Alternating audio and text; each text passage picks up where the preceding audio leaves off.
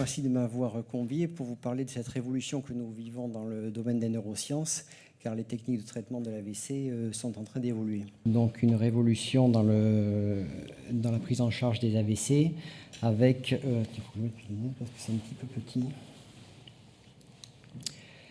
Qu'est-ce qu'un AVC pour commencer? C'est l'occlusion d'une artère cérébrale qui va entraîner des symptômes neurologiques d'apparition brutale et qui nécessite une prise en charge urgente et donc qui nécessite un maillage territorial efficace qui va être très centralisé en partant d'une base qui est la télémédecine, la téléradiologie, mais je crois que ça va être l'objet d'un autre sujet, et puis une prise en charge d'un hôpital périphérique où existe une unité neurovasculaire en première ligne où va être réalisée la fibrinolyse du patient par voie veineuse, et un centre de neuroradiologie interventionnelle, pour l'instant il n'y en a qu'un, au CHU de Bordeaux, qui va permettre de déboucher l'artère, comme vous pouvez le voir.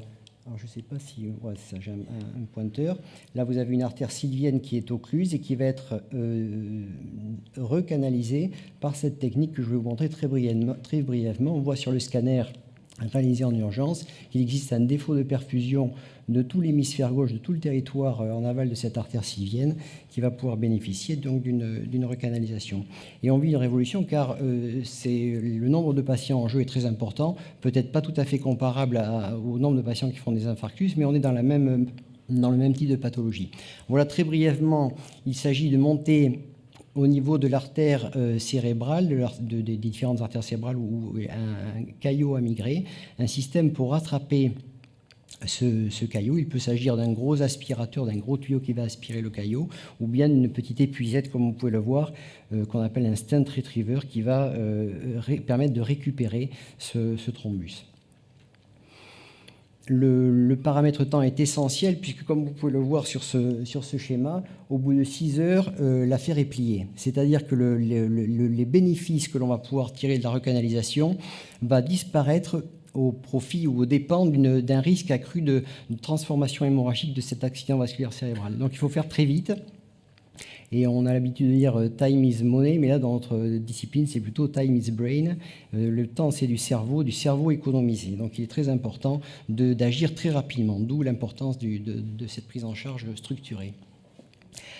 Tout a basculé lorsque cet article a été présenté en congrès en novembre 2014 et publié en janvier. Il s'agit d'un article hollandais où les distances entre les centres sont plus petites et où ils ont pour la première fois, ainsi que dans ces 7 autres études qui sont survenues pratiquement simultanément, prouver l'efficacité du traitement de la thrombectomie, c'est-à-dire aller chercher ce caillot in situ plutôt que de réaliser une fibrinolyse veineuse. Mais on fait quand même la fibrinolyse veineuse. Et vous avez en rouge entouré l'étude TRACE, qui est une étude multicentrique, un PHRC français, à laquelle nous avons participé à Bordeaux, qui a l'avantage, et j'en parlerai tout à l'heure, d'inclure un volet médico-économique qui va être très important pour les prises de décision politiques.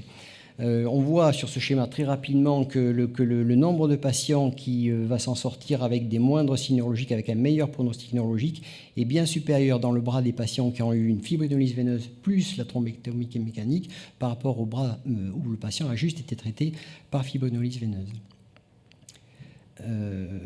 Voilà, donc très rapidement, les unités neurovasculaires ont été créées il y a une vingtaine d'années en neurologie. Ils ont fait tout ce boulot de recrutement, d'organisation territoriale. Il faut savoir qu'avec les traitements anticoagulants, la prise en charge neurologique, les orthophonistes, les kinésithérapeutes, on a amélioré le pronostic déjà en améliorant un patient sur 20 grâce à ces techniques. La thrombolyse veineuse, il y a une dizaine d'années, a permis d'améliorer un patient sur 7, ce que les Américains appellent NNT, Number Needed to Treat, alors qu'avec la thrombectomie mécanique dont nous nous occupons en neuroradiologie interventionnelle, on arrive à gagner un décès ou un handicap pour 4 patients traités. Donc on est donc dans une logique de handicap épargné, évité, qui est tout à fait fondamentale. Nous avons, au sein du bureau de la Société française de neuroradiologie, SFNR, réalisé cette enquête. En 2014, vous voyez qu'il y avait, alors que la technique n'avait pas encore commencé avant la publication des grandes études, enfin c'était assez anecdotique, 3400 fibrinolyses veineuses réalisées contre une estimation de 6000 en 2018. Le nombre de thrombectomies va encore plus évoluer puisque c'était jusqu'en 2014, l'année dernière, réservé à des contre-indications à la fibroadyénolyse veineuse et on devrait passer à 3000 voire 4000 thrombectomies sur le territoire français, alors qu'il n'y a que 38 centres de neuroradiologie interventionnelle, la plupart dans des CHU, et qu'il va falloir se poser la question de la couverture territoriale pour la prise en charge des patients dans un terme, pour bien sûr garantir l'égalité d'accès aux soins de tous les patients sur le territoire. Le nombre de praticiens formés en neuroradiologie interventionnelle est relativement faible. Il est de 108 en 2014 et il devrait augmenter et ça va poser des problèmes de formation de ces patients puisqu'on le verra, il faut une durée assez longue pour former un jeune neuroradiologue chef de clinique et donc il faudrait trouver un système pour s'organiser pour former une soixantaine de praticiens. Concernant notre activité à Bordeaux, vous voyez que la courbe est assez impressionnante puisque jusqu'à 2014, cette technique était limitée, je vous le disais, aux contre-indications de la fibroadyénolyse veineuse. Là, sur 2015, on est sur un rythme de 150 patients traités sur l'année depuis qu'on a commencé. Finalement, ça a explosé début avril, cette activité de thrombectomie. On était déjà prêt puisque cette navigation endovasculaire cérébrale était déjà pratiquée sur plus de 600 patients par an pour des traitements d'anévrisme, de malformations artério-veineuses ou de fistules durables. Donc il n'y avait pas de problème d'accès technique. On était prêt et très réactif pour mettre en place cette innovation thérapeutique. Et vous voyez qu'on devrait rapidement monter à 200, voire 300 patients traités, mais ça dépendra un petit peu de l'organisation régionale qui est vraiment le défi à venir sur les années à venir, puisque pour l'instant, ces patients traités sont des patients qui sont relativement proches de Bordeaux et qui accèdent dans un délai imparti qui est respecté de 6 heures, ou alors avec un hélicoptère quand ils viennent de loin. Mais cette organisation dépendra de l'optimisation du recrutement, de la téléradiologie et éventuellement, on va en parler, de la création d'un centre sur le Sud-Aquitaine. Les enjeux financiers sont très importants puisque mais on va passer rapidement, puisque la procédure coûte en termes de matériel, ce petit aspirateur, cette petite épuisette dont je vous parlais, bout à bout, ça fait 3 à 5 000 euros de consommable par patient.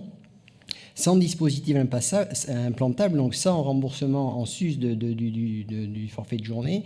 Et il faut savoir que l'acte de thrombectomie mécanique n'a toujours pas été créé. Le dossier a été demandé et il va falloir plus d'1 an pour que cet acte CCM soit créé et encore un peu plus de temps pour que le GHS soit créé. Vous voyez que notre ministère, nos autorités sont un peu moins réactifs que nous l'avons été pour mettre en place cette technique de réouverture des artères cérébrales. Donc tout ça c'est important parce que pour l'instant cette activité n'est pas financée alors qu'elle va coûter environ 500 à 600 000 euros au CHU de Bordeaux cette année. Les moyens humains en neuroradiologie sont pour l'instant assez faibles puisque je vous dis qu'il y a un seul centre au CHU de Bordeaux avec 3 praticiens dont je fais partie qui dorment un peu moins bien la nuit et le week-end. Et il faut voir qu'il y a un seul centre de neuroradiologie interventionnelle pour 7 centres de cardiologie interventionnelle en Aquitaine. Donc vous voyez un peu le gap, c'est normal, cette activité de revascularisation coronarienne existe depuis 20 ans. Il y a un décalage qui est dû au fait que l'encéphale est beaucoup plus fragile, qui est beaucoup plus susceptible à l'ischémie que le myocarde, d'où le temps important qu'il a fallu, les années, pour mettre en évidence l'utilité de l'efficacité de ces techniques de revascularisation.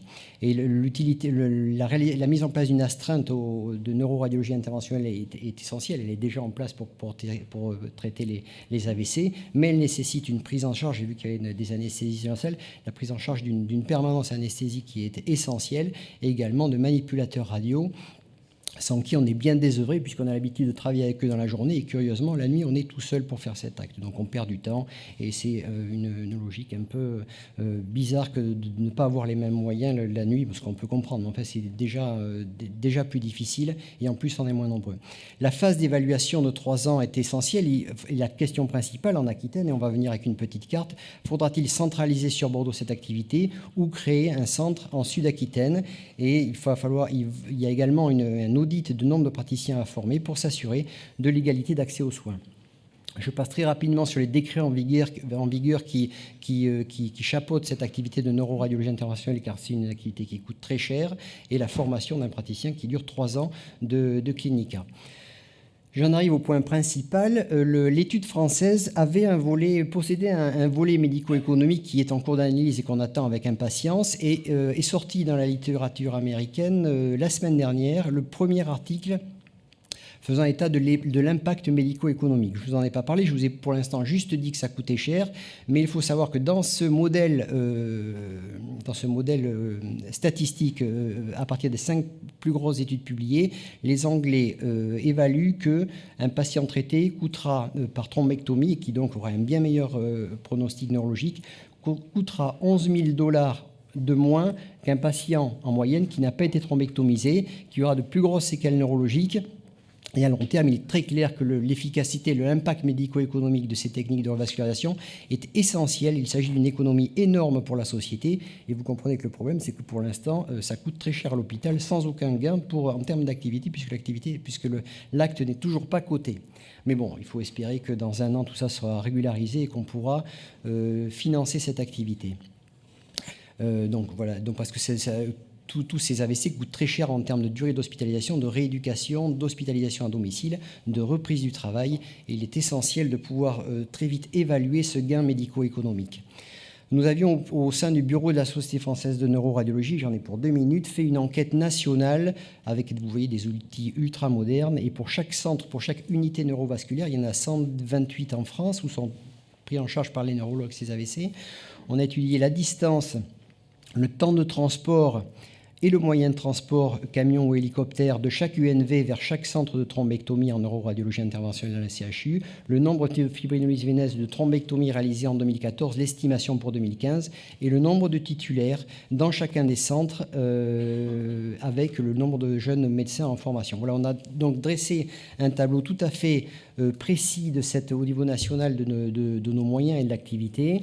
Le problème aquitain est tout à fait particulier. C'est une zone pilote, une région pilote à ce titre. Le fait qu'il y ait un mariage avec le Limousin et Poitou-Charentes ne change pas grand-chose parce que ce sont des petites régions où Poitiers et Limoges sont centrés sur la petite région et donc dans une logique de transport vers le centre. Le problème de Bordeaux, c'est que cette ville est située au nord de la région et avec un accès qui est relativement lointain pour le gros bassin de population que constituent Pau, Bayonne et Orthez. Alors, l'Europe des AVC est comme l'Europe des migrants avec des frontières qui sont très cloisonnées. Et la logique aurait été d'envoyer les Bayonnais qui font un AVC se faire recanaliser leur affaire cérébrale à Saint-Sébastien où il y a un gros centre. Mais c'est politiquement difficile. Il y a donc, si vous voulez, un défi, là, puisqu'il y a un nombre de patients qui sont potentiellement importants dans le Sud-Aquitaine, des UNV qui seront approchés entre elles, Pau, Bayonne et même Tarbes et Dax, et puis donc un éloignement de Bordeaux qui fait que les temps de transport nous mettent souvent au-delà du délai raisonnable, sauf quand l'hélicoptère est réactif, présent, disponible. Enfin, ça pose pas mal de conditions, qu'il fait beau, qu'il n'y a pas de brouillard. Mais le problème, c'est que pour l'instant, il y a peu de patients qui sont traités par fibrinolyse veineuse, même le traitement neurologique de base à Pau et à Bayonne. Et donc se pose la question, sachant que, et là, c'est une étude de 2012. Vous voyez dans ce centre anglais, entre 1998 et 2011, le nombre de patients traités par fibrinolyse veineuse a beaucoup augmenté et que de façon parallèle, ont beaucoup diminué les délais de prise en charge. Il est clair que plus un centre prend en charge un nombre de patients important, plus il est efficace. On le voit déjà depuis début avril, nous, dans notre activité, les délais ont beaucoup diminué. Donc, quand on parle d'égalité d'accès aux chances pour des patients, il faut bien faire attention que ne pas chiffrer ça uniquement en nombre de kilomètres, mais également par rapport à l'activité, au volume d'activité dans le centre et à l'expertise des praticiens qui prendront en charge le patient. Autrement dit, il vaut peut-être mieux prendre, je prends l'exemple de Bayonne ou de Pau parce que c'est les deux villes les plus loin, la question se pose réellement de savoir s'il vaut mieux un hélicoptère et se faire traiter à Bordeaux par quelqu'un qui en aura fait 500 ou 1000, plutôt que de se faire traiter localement une demi-heure plus tôt par un praticien qui n'en fait que 20 par an. Donc c'est une réelle discussion qui est en cours et qui est très importante.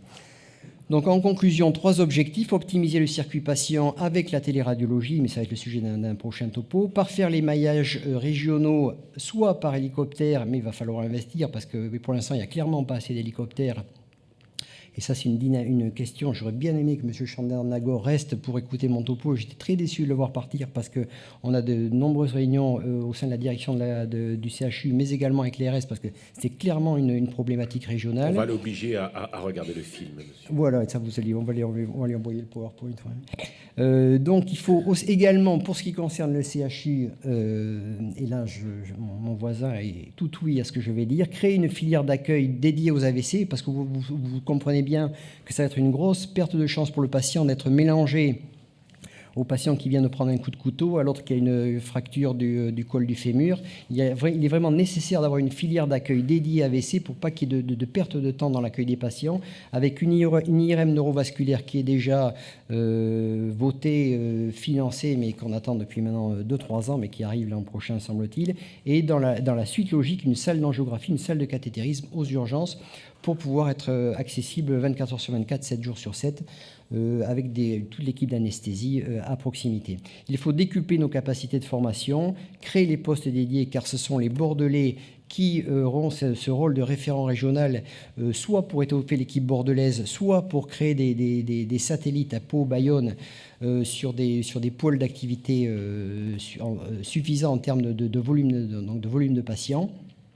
Et puis, il faut assurer le financement de cette activité, tout d'abord avec la création de l'acte, mais ça ne dépend pas tellement de nous, et en prouvant, nous, par nos études, que le gain médico-économique global à l'échelle de la société est énorme, et qu'il n'y a aucun doute qu'il faut proposer à ces patients cette avancée thérapeutique. Voilà, donc les campagnes d'information au public sont également essentielles pour que cette pathologie soit connue, repérée, détectée et les médecins ou le pompier alertés rapidement. Je vous remercie.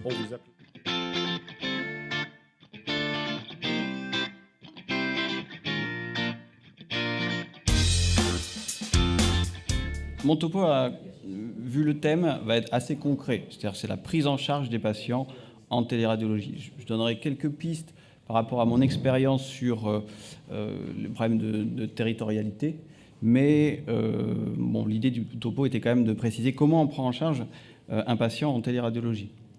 Donc je vais passer rapidement sur le contexte que tout le monde connaît. Il y a quand même plusieurs défis qui sont à relever avant de commencer toute activité de téléradiologie.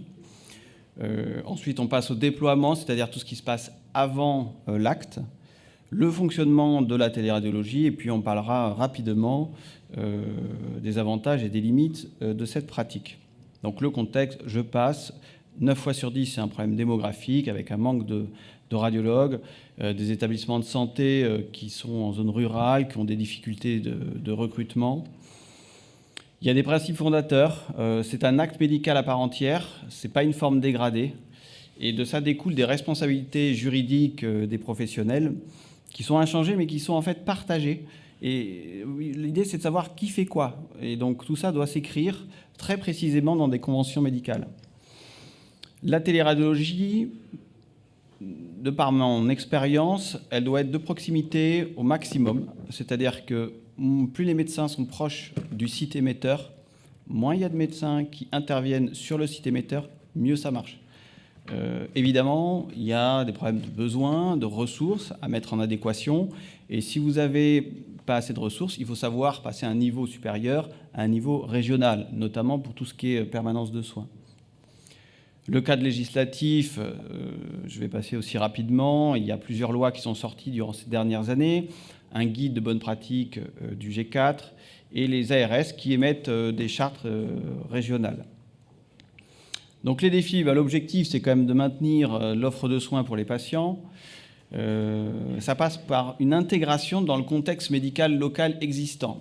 Il faut bien comprendre que la téléradiologie, c'est un recours. C'est-à-dire que quand on arrive en téléradiologie dans un centre, c'est qu'il y a un problème. C'est qu'il y a un manque de médecins, c'est que... Voilà. Et puis en plus de ça, il y a tous les problèmes historiques de ces hôpitaux avec des radiologues de proximité qui s'entendent plus ou moins, ou avec la direction, etc. Donc quand on arrive, c'est on va dire, plus souvent problématique. Alors que l'idée est quand même de créer un vrai réseau médical local, avec une coopération privée-publique, avec les médecins hospitaliers, avec les prescripteurs. Voilà, tout ça est absolument fondamental si on veut que le réseau de téléradiologie fonctionne. Il y a un autre défi, c'est que l'acte médical dépend d'une plateforme technique. Donc nous, les radiologues, on est habitués à ça. Sauf que là, l'acte est fait et on ne peut pas l'interpréter. Donc il y a un vrai problème technique et un problème de backup, c'est-à-dire de voix dégradée pour accéder aux images, quoi qu'il arrive. Et puis ça modifie les pratiques médicales. Donc, comme je l'ai dit, il y a un cadre juridique important à écrire avant tout démarrage d'activité de téléradiologie. Donc en fait, pour bien faire de la téléradiologie, il faut des compétences médicales, avec évidemment écrire des protocoles médicaux. Il y a une compétence organisationnelle. Il faut bien comprendre que pour les centres hospitaliers, c'est des vraies révolutions. Donc il y a un accompagnement au changement qu'il faut faire. Il faut écrire des protocoles, faire des planifications, il y a problème de facturation, de concordance de cotation, il y a pas mal de choses à faire avant le démarrage. Il y a évidemment des compétences techniques à avoir. Je vais passer assez rapidement, mais il faut un outil technique qui est complet, qui est capable de s'interfacer, qui est capable d'horodater les passages, c'est-à-dire de dire le dossier est parti chez le radiologue à telle heure, le compte-rendu est revenu à telle heure, parce qu'il y a des problèmes médico-légaux très importants qui en découlent. Il faut un backup technique. Quand je dis un backup technique, ça veut dire qu'il faut une hotline technique qui soit extrêmement réactive. Et ça, ce n'est pas forcément encore dans l'esprit de tous les industriels. Généralement, on appelle notre fournisseur ce qu'on appelle de PAC, c'est-à-dire qui nous permet de visualiser les images. On prend un ticket, il nous rappelle 2 heures après. Sauf que quand vous avez une urgence vitale, ce n'est pas ça qu'on demande. C'est immédiatement. Voilà. Et puis donc il faut aussi tout ce qui est voie contournée. Si jamais il y a un problème sur un serveur, il faut pouvoir avoir accès aux images quoi qu'il arrive. C'est absolument primordial en téléradiologie. Et ces hotlines sont où en général chez le fournisseur ? Là, elles sont hébergées chez le prestataire technique, etc. Mais il y a une philosophie qui est différente d'une hotline technique classique. C'est-à-dire qu'il faut être très réactif. Elles ne sont pas en Inde ou au Maroc ici. Non, c'est technique. Pure. Comme souvent au téléphone. Et donc, voilà, j'ai déjà dit, compétences juridiques pour écrire les conventions médicales, et ce n'est pas la moindre des compétences.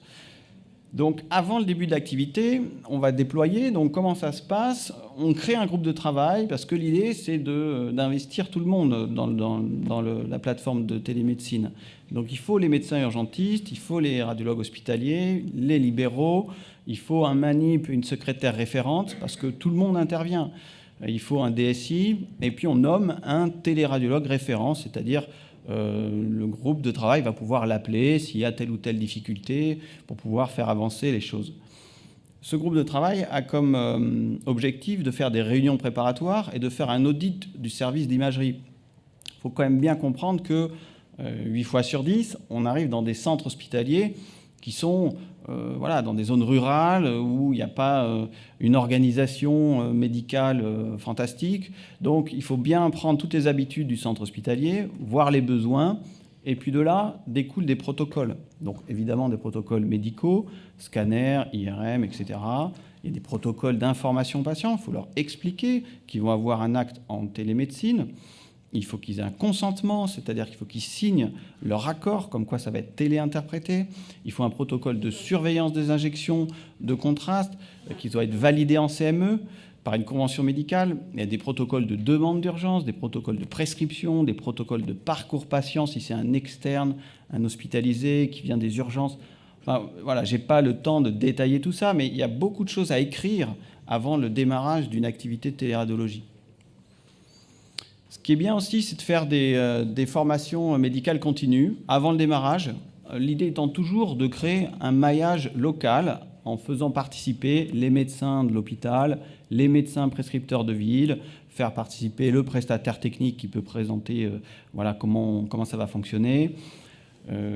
Ça me paraît assez essentiel et à chaque fois qu'on l'a fait, ça a permis de faire démarrer le centre hospitalier tout de suite et sans problème dans la téléradiologie. Sinon, les gens sont réticents. Donc c'est un point qui est assez utile. Il faut faire un audit technique. Je vais passer rapidement, mais il y a quand même des points clés. Il faut un réseau Internet qui est dédié, parce que souvent, on nous propose des lignes qui servent à autre chose. Et donc, c'est très bien, vous prenez la bande passante à 18h, vous avez beaucoup de débit. Par contre, à 15h, comme par hasard, votre scanner, il va mettre 2 heures pour arriver, alors qu'à 18h, il mettait que 10 minutes. Donc, il faut évaluer ce réseau Internet dédié.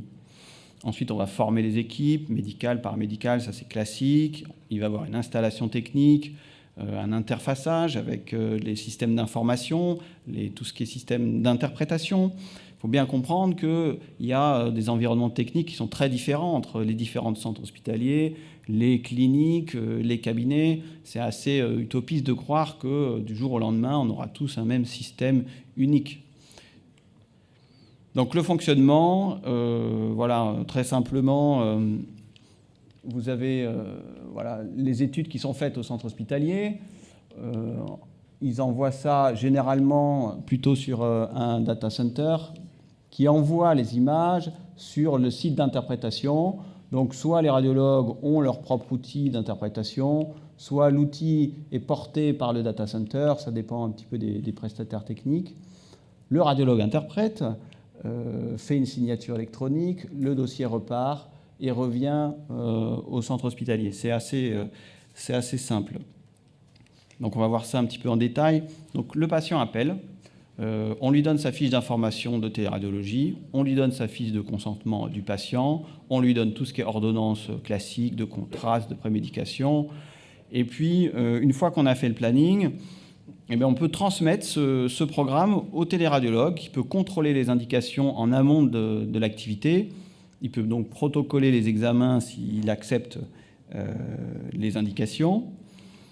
Et puis, le jour de l'examen, donc on accueille le patient, on contrôle qu'il a bien signé son consentement, on crée le dossier dans l'outil, et puis le patient se dirige dans le service de radiologie. Et là, il y a un point qui est quand même assez important, c'est l'échange entre le manipulateur et le téléradiologue. Donc, il y a plein de façons de communiquer. La plus simple reste le téléphone, et il y a des outils de chat, des outils de visio, etc. Mais l'idée, c'est quand même de contrôler les protocoles en début de vacation pour voir que voilà, la vacation va pouvoir se faire. Parce que de temps en temps, évidemment, on n'a pas toutes les prescriptions une semaine ou 15 jours à l'avance. Les gens arrivent le jour même de leur examen avec leur prescription. C'est intéressant d'avoir aussi un accès immédiat aux images, parce que, on le sait quand on est radiologue, les premières images peuvent vous faire changer le protocole de cet examen. Et donc, si vous avez un délai de transfert qui va passer au moins 10 minutes, quelle que soit votre ligne, vers le radiologue, vous ne pourrez pas changer ce protocole. Parce que voilà, le temps est trop tard, on ne garde pas le patient à 15 minutes sur la table, la question était de l'injecter ou pas, il y a plein de questions qui se posent. Mais c'est un élément que je considère médico-légal très important, avec une perte de chance, et voilà, ça va peut-être nourrir les discussions en suivant, mais c'est vrai que les systèmes de PACS entièrement régionaux centralisés, vous allez amener les images sur ce PACS, et quoi qu'il arrive, il y aura un délai de transfert sur ce PACS. Alors, peut-être qu'il y aura des systèmes de prise en main immédiat sur les centres hospitaliers. Moi, ça me paraît être, si on veut être parfait du point de vue médico-légal, important, parce que sinon, vous avez deux solutions. Soit vous ne répondez pas à la question parce que vous avez eu un protocole insuffisant, il faudra reprendre le patient, soit vous faites un protocole maximaliste, et donc vous irradiez trop votre patient, voire même vous l'injectez alors qu'il ne fallait pas l'injecter. Bon, et donc on peut toujours imaginer que, manque de bol, c'est celui-là qui va faire l'allergie, etc. Il va falloir aller expliquer pourquoi vous avez injecté un patient qu'il ne fallait pas injecter. Il y aura zéro discussion, vous l'avez injecté parce que vous n'avez pas fait le protocole, voilà, et là vous êtes en faute. Donc ça me paraît être un point assez intéressant. J'ai bientôt fini. Donc le manipulateur, je vais accélérer, remplit toutes les données sur le logiciel, le renseignement clinique, l'ordonnance, les examens antérieurs, il met les images, il peut préciser le degré d'urgence. Et donc voilà, je vais accélérer, ça part sur le data center, ça arrive vers le radiologue qui peut se connecter. Là, il y a un problème d'identité-vigilance, donc il faut bien que ce radiologue soit bien la bonne personne qui est en vacation, etc. Il interprète, on ne va pas détailler ça. Il y a une signature électronique qui est capitale pour montrer que c'est bien lui qui a interprété l'examen. Une fois qu'il interprète, le dossier repart par le data center et revient dans le centre hospitalier. Là, c'est là qu'il y a l'horodatage du retour, où on peut prouver qu'on a interprété l'examen en 52 minutes et 28 secondes. alors que le centre hospitalier prétend que ça fait 2 heures, ou ça peut être tout à fait dans l'autre sens. Enfin, voilà. Donc c'est quand même des points intéressants, encore une fois, du point de vue médico-légal. Il faut faire un suivi, même quand tout marche bien, parce que les équipes peuvent changer, le matériel peut changer, donc il faut faire des audits, modifier les protocoles et faire des visites physiques sur site. On peut aussi faire des enquêtes de satisfaction qui peuvent être intéressantes pour voir quels sont les points à améliorer. Voilà, j'ai presque fini. Les avantages, on assure la continuité des soins, le patient ne se déplace pas, on maintient l'activité d'établissement, on peut avoir une connexion à un centre expert avec des radiologues très compétents dans certains domaines. Il y a d'autres avantages, mais on va passer. Les limites, c'est que le patient, il ne voit pas le radiologue. Alors, il y a toujours des moyens de contact, téléphone, visio potentiels. Et j'ai eu plusieurs fois des patients au téléphone pour leur expliquer leur examen. C'est des choses qui doivent se faire. Voilà. Un autre risque, c'est de la substitution d'examens, et notamment des échographies par des scanners. Alors, il y a deux points potentiels. C'est les manipulateurs qui commencent à faire des échographies. Alors, sur le point de la télé-radiologie, au niveau de la responsabilité, je ne sais pas. Il y a par contre aussi le robot de télééchographie, où là, on a une petite expérience et qui montre de l'efficacité. On ne peut pas tout prendre en charge, mais c'est surtout très chronophage. On ne peut pas faire beaucoup d'examens. C'est encore une fois une situation de recours. Et le téléradiologue, je ne reviendrai pas dessus, mais son point clé, je pense, c'est le point médico-légal, si toutes ces étapes sont mal déployées. Voilà, je termine, c'est ma dernière diapo. La téléradiologie, c'est donc un acte médical, vous l'avez compris. J'insiste aussi sur le fait qu'il y a un effet catalyseur important. C'est-à-dire que quand vous êtes en téléradiologie, tout le monde est stressé, en fait. Donc, si la secrétaire appelle le téléradiologue à 18h et qu'elle n'arrive pas à le joindre immédiatement, elle va prévenir tout le monde. Elle va appeler toute la direction, elle va appeler tous les radiologues qui peuvent interpréter sur ce site. Voilà, la même chose avec un radiologue hospitalier qui est à l'étage du dessous, il ne va rien se passer avant au moins 25 minutes, à moins que ce soit une urgence vitale. Mais disons que c'est un vrai effet catalyseur. Le moindre problème est mal vécu en téléradiologie, d'où l'intérêt de faire un déploiement lourd et précis avant le démarrage de la réelle activité. Les compétences, on en a parlé, je ne vais pas revenir dessus. Et un point clé aussi qui me paraît, évident, mais qui doit être précisé, c'est quand même l'implication complète des équipes. Il faut que les manips adhèrent au projet, il faut que les équipes médicales hospitalières adhèrent au projet, il faut que les téléradiologues jouent le jeu et ne traitent pas ça comme leur 4e dossier.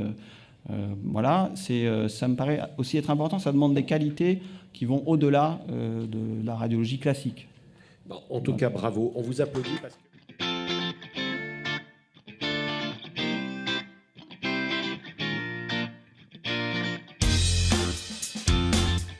Bonjour, donc on va intervenir à deux, Laurence Bordenave, chef de service de médecine nucléaire, et moi-même, sur l'imagerie TEP en oncologie et les nouveaux traceurs d'un côté, et Laurence Bordenave apportera les nouveaux imageurs. Alors, de quoi on parle quand on parle de TEP aujourd'hui? On parle d'une caméra TEP TDM, donc c'est la technique d'imagerie, d'un radiopharmaceutique qui est le 18-FDG, le fluorodésoxyglucose, et qui, de par une impasse métabolique, va se concentrer dans la cellule. Et dans quelle application? En fait, aujourd'hui, on parle du cancer. Pourquoi? Parce que la cellule cancéreuse va consommer beaucoup plus de sucre, et du coup, on va avoir une accumulation du F-déchet dans la tumeur primitive et dans les métastases. Et donc, ce qu'on voit à côté, ce sont les métastases d'un lymphome malin non-hodgkinien de haut grade. Et aujourd'hui, alors qu'en l'an 2000, la discipline commençait à peine, aujourd'hui, on peut dire que la TEP est devenue indispensable. Ce qu'il y a, c'est que toutes les tumeurs ne consomment pas plus de sucre. Et en particulier, dans le cancer de la prostate, en fait, elle a un métabolisme lipidique, donc elle va consommer de la choline. Et on s'était aperçu, quand on faisait de l'IRM, qu'il y avait une concentration en choline des tumeurs prostatiques. Et pour montrer la différence entre le FDG, donc le glucose, et la choline, on voit ici chez un patient qui a une tumeur prostatique de très haut risque, eh bien, le FDG ne s'accumule pas ni dans la tumeur prostatique, ni dans les ganglions. Et donc, en fait, si on fait une TEP FDG, on va sous-estimer la tumeur et on va avoir un diagnostic qui va être erroné. Pour vous montrer que la fluorocholine a une importance considérable, dans un cancer de prostatique de haut risque, on va faire une scintigraphie osseuse, et vous voyez ici qu'il n'y a pas de métastase osseuse. Ce patient n'avait pas de ganglion métastatique sur le scanner, qui est le deuxième examen qu'on fait en routine. Et on a fait une TEP à la choline, et on voit qu'il y a de multiples métastases osseuses et ganglionnaires sur des ganglions qui sont infracentimétriques, considérés comme normaux en scanner.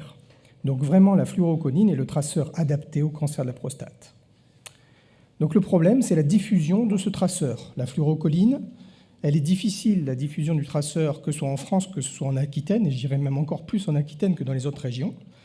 Et donc il y avait de nombreuses publications internationales. En 2007, il y a eu un PHRC national qui a montré, donc qui avait été initié par le professeur Talbot à Tenon, et qui a confirmé toutes les publications internationales qui disaient que la fluorocholine était un très bon traceur pour le bilan des cancers de la prostate.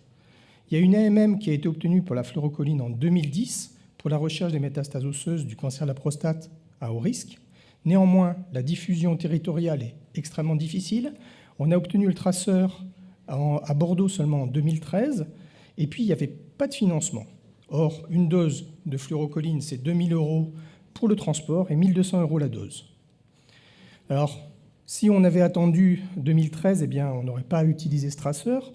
Le CHU de Bordeaux a été initiateur dans un projet industriel d'études dans le cancer de prostatique à haut risque, et on a montré dans une étude multicentrique internationale, et Saint-Sébastien faisait partie des centres investigateurs, 150 patients ont été inclus, on a montré que le fait d'ajouter la tepcoline au bilan initial modifiait dans 20% des cas la thérapeutique.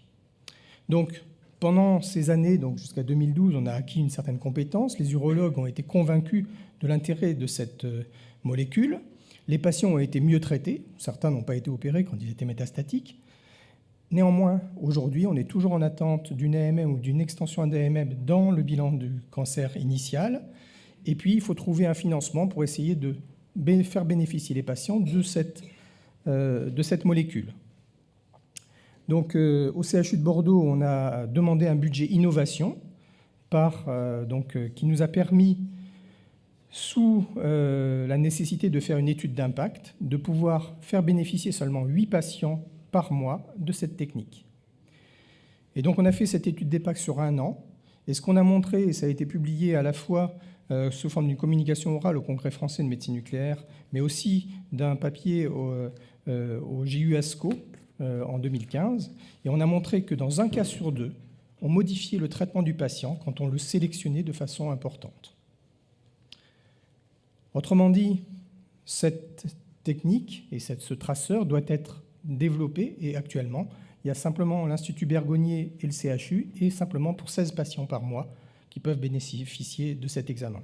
Il faut savoir que les traceurs, ils se développent, et il y en a de plus en plus, il y en a de nouveaux, et on a été porteur d'un projet de PHRC national avec le PSA marqué au gallium 68, qui serait beaucoup plus sensible que la fluorocholine, avec un meilleur rapport signal sur bruit. On voit ici les fixations comparées en haut en PSMA marqué au gallium 68 et en fluorocholine en dessous, et donc une meilleure sensibilité, notamment au point de vue ganglionnaire. Donc on espère que ce PHRC sera accepté, et c'est un PHRC national dont on serait porteur.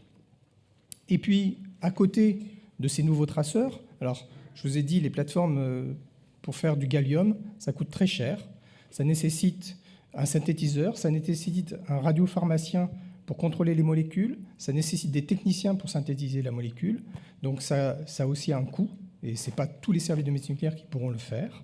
Et puis à côté de ces nouvelles molécules qui sont encore plus intéressantes que la fluorocholine, eh bien, on a de nouveaux imageurs. Et pour le cancer de la prostate, où l'IRM est l'examen roi, qui permet une évaluation locales extrêmement précises pour déterminer s'il y a une invasion capsulaire et aussi en faisant des séquences de restriction de diffusion, savoir s'il y a un ganglion et éventuellement en restriction de diffusion. L'association avec un traceur comme la fluorocholine ou le PSMA donnerait en une seule imagerie un examen de très bonne qualité.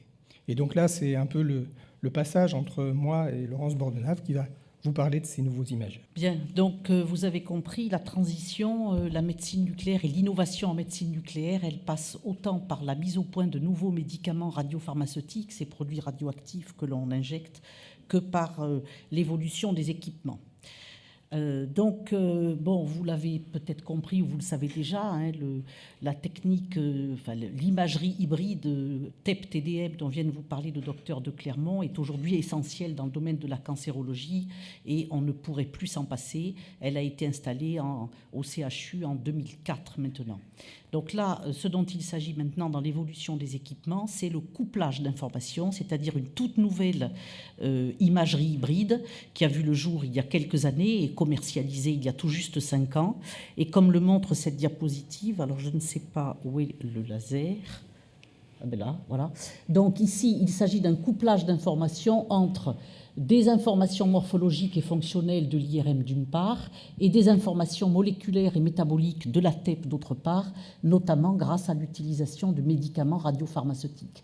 Donc ici, il s'agit d'une innovation pour laquelle des défis considérables ont dû être résolus, puisqu'il s'agissait de corriger l'atténuation, mais également de s'affranchir des interférences potentielles entre les agents physiques engendrés par ces deux techniques que sont l'IRM et la TEP. Donc ces techniques existent, sont validées depuis 20 voire 30 ans maintenant, mais comme l'a dit tout à l'heure Nicolas Grenier, c'est finalement l'association des deux qui représente aujourd'hui l'innovation, innovation sans concession et sans compromis, puisqu'il s'agit d'associer le meilleur de la TEP avec le meilleur de l'IRM. Donc la première machine a été installée en 2010 et a commencé à fonctionner à partir de janvier 2011, mais ce n'est pas chez nous, c'est chez nos voisins à Zurich.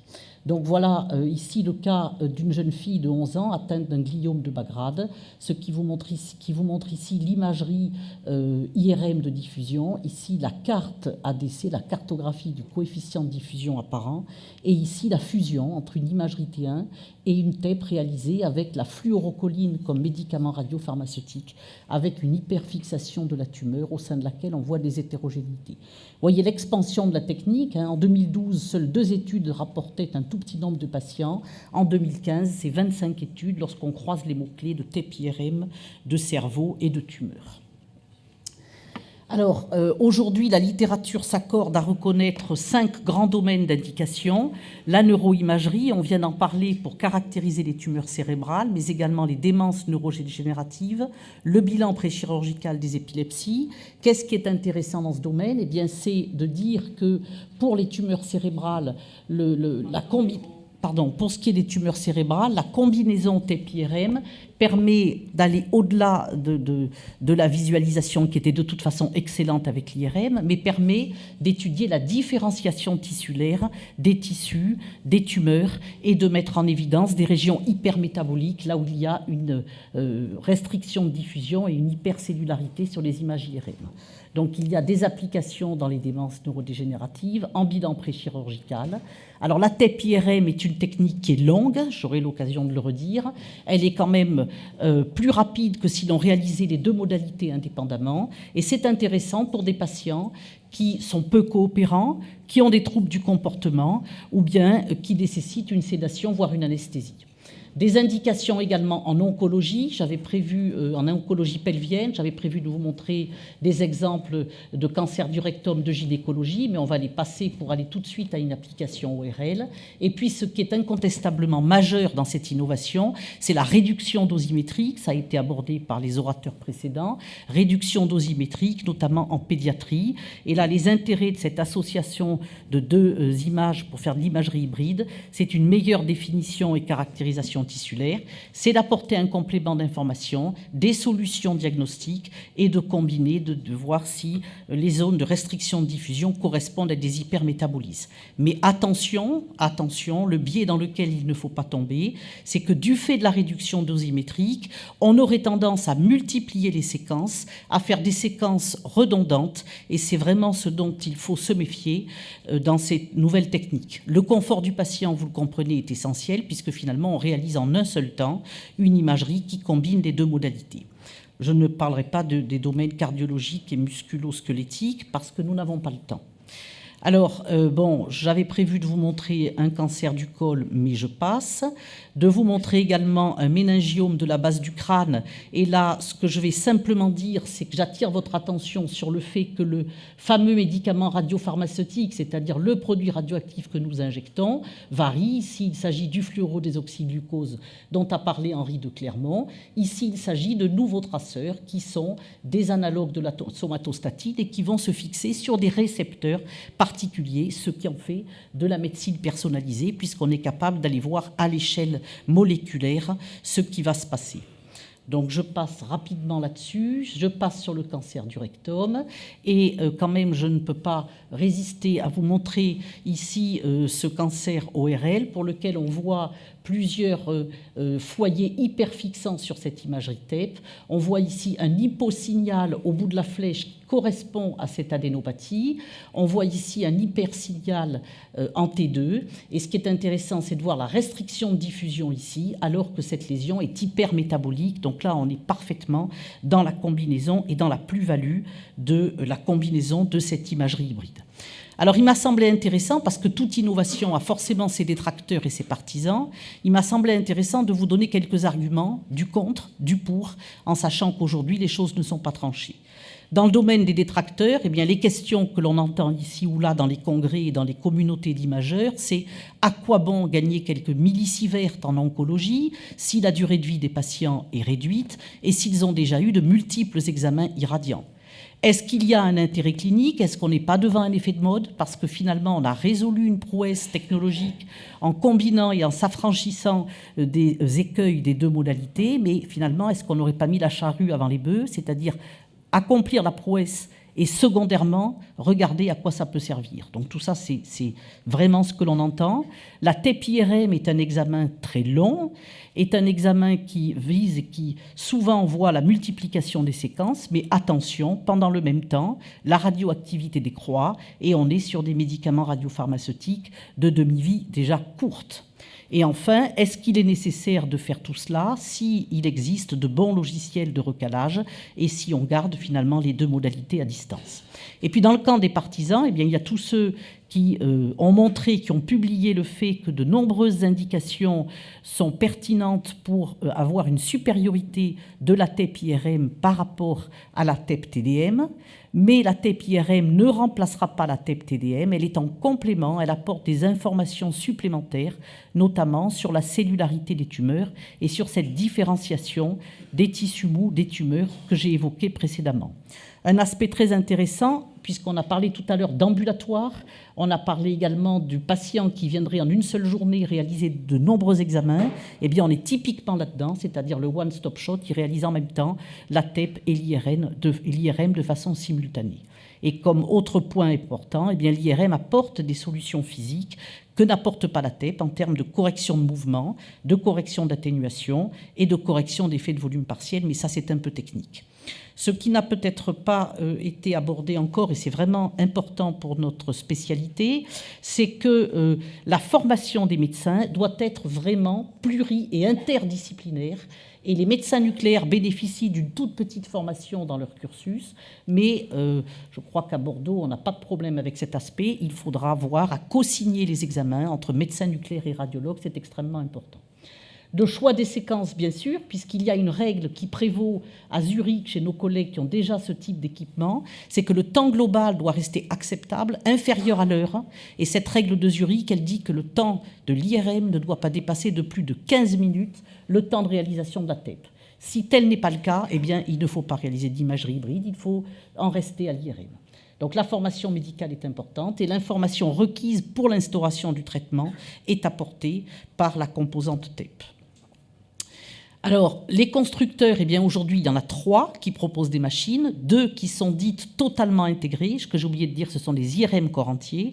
2 sont totalement intégrés, c'est l'équipement Siemens et l'équipement General Electric que vous avez ici. Ces 2-là, donc, sont totalement intégrés dans une seule modalité, avec un plus pour cet équipement, puisqu'il bénéficie de la technologie temps de vol. Donc ça, c'est extrêmement important pour les corrections dont j'ai parlé. L'équipement Philips, lui, est constitué de 2 équipements mis bout à bout, en tandem, et on a ici une acquisition séquentielle quand on a ici une acquisition simultanée. Les 3 ont un dénominateur commun, qui est d'être une IRM 3 Tesla. Alors, au plan français, j'en ai presque fini, c'est l'avant-dernière. Au plan français, eh bien, les équipements se comptent assez rapidement. Il n'y en a que 3, 2 en région parisienne, et l'un d'entre eux a fait l'objet d'un article, je crois, dans la presse aujourd'hui pour son installation et puis son inauguration. Donc, à la Pitié, au SHFJ d'Orsay, ce sont des équipements de GE. Et à Lyon, le CERMEP est équipé d'un appareil Siemens dans le cadre du projet Lily. Ces financements ont été acquis grâce au support des investissements d'avenir et bénéficient bien sûr du soutien de l'infrastructure nationale qui est France Life Imaging. Il y a également à noter un équipement préclinique, c'est intéressant, à l'Université de Bourgogne, à Dijon en particulier. Alors en guise de conclusion, eh bien, je crois que s'il y a des études médico-économiques, comme l'a dit précédemment mon collègue et comme l'ont dit d'autres, il n'y a pas en TEP-IRM, à ma connaissance aujourd'hui, d'évaluation médico-économique rapportée. On ne sait pas si cela a un impact en termes de survie et une utilité clinique. Lorsqu'on prétend associer le meilleur de la TEP et le meilleur de l'IRM, eh bien, il faut optimiser les sensibilités et les spécificités. Il faut procéder à des développements. Il faut réinventer les protocoles d'acquisition. Et là, il y a beaucoup de travail. J'aime beaucoup cette phrase de ce collègue californien qui dit oui, c'est bien les imageries multimodalités, mais finalement, la puissance est multipliée par 2, oui, parce que les développements cliniques, le champ d'application est extrêmement important, et finalement, on va vers cette médecine personnalisée, mais oui également, on augmente le trouble, et là, le champ d'investigation est extrêmement important, mais pour les physiciens de l'image. Et puis, il y a des contraintes logistiques. N'oublions pas que nous sommes soumis à la réglementation de l'autorité de sûreté nucléaire, des contraintes de radioprotection, de radiopharmacie, un petit peu anecdotique par rapport au tramway. Les patients, parfois, soulignent des inconforts vestibulaires en lien avec l'IRM 3 Tesla. Et puis, on ne peut pas faire l'économie, bien sûr, de parler du coût de ces équipements, du coût d'acquisition, coût de maintenance, coût de formation, ce qui fait que leur utilisation en routine, aujourd'hui, est assez limitée sur le territoire national. Bravo, je vous remercie. Bravo. Merci beaucoup, madame.